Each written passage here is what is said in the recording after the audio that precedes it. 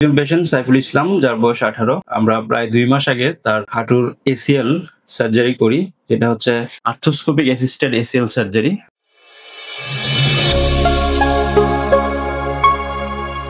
Hello viewers, আসসালামু আলাইকুম।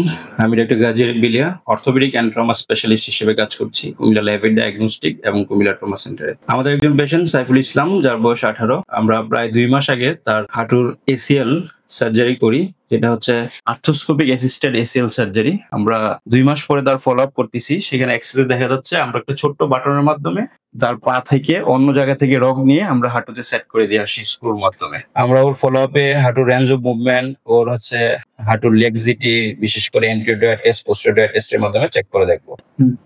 আচ্ছা, অপারেশন পরবর্তী সময়ে প্রায় 2 মাস পরে ফলো আপে আমরা তার যদি রেঞ্জ অফ মুভমেন্ট দেখি বাবা, তুমি দুইটা হাঁটু একটু ভাঁজ করো তো। তার range of movement is almost full. আমরা ডান হাঁটুতে অপারেশন করেছিলাম তার পায়ের এইখান থেকে পেরোনিয়াস লঙ্গাস টেন্ডন নিয়ে। আমরা যদি ল্যাকমেন টেস্ট দেখি লেগজিটি চেক করার জন্য, হ্যাঁ, ল্যাকমেন ইজ নেগেটিভ। এবং এন্টিওডয়ার টেস্ট যদি করি, পায়ের উপর দিয়ে বসতেছে, পা নরম রাখো।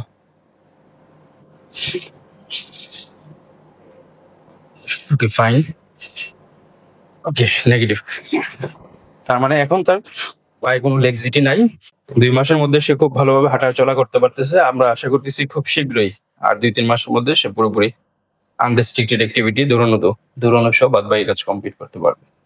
ওকে, ধন্যবাদ।